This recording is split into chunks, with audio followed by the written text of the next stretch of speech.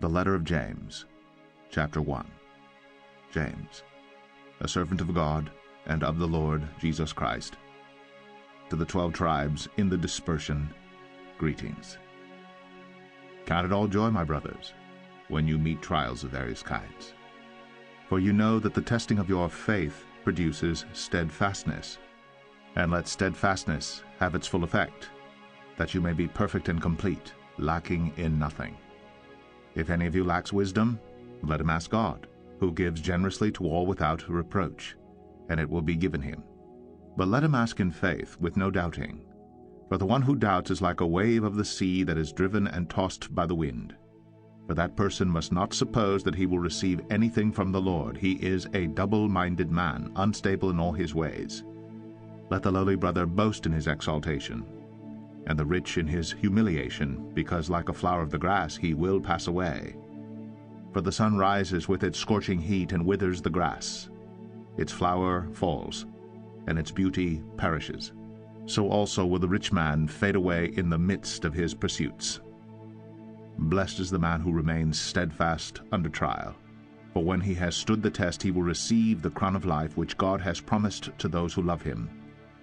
Let no one say when he is tempted, I am being tempted by God, for God cannot be tempted with evil, and he himself tempts no one. But each person is tempted when he is lured and enticed by his own desire. Then desire, when it has conceived, gives birth to sin, and sin, when it is fully grown, brings forth death. Do not be deceived, my beloved brothers. Every good gift and every perfect gift is from above, coming down from the Father of lights, with whom there is no variation or shadow due to change. Of his own will he brought us forth by the word of truth, that we should be a kind of first fruits of his creatures. Know this, my beloved brothers. Let every person be quick to hear, slow to speak, slow to anger, for the anger of man does not produce the righteousness that God requires. Therefore put away all filthiness and rampant wickedness, and receive with meekness the implanted word which is able to save your souls. But be doers of the word, and not hearers only, deceiving yourselves.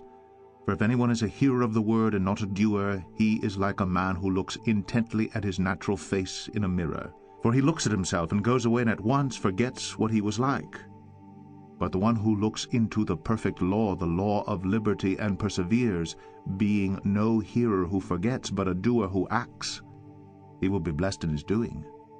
If anyone thinks he is religious and does not bridle his tongue, but deceives his heart, this person's religion is worthless.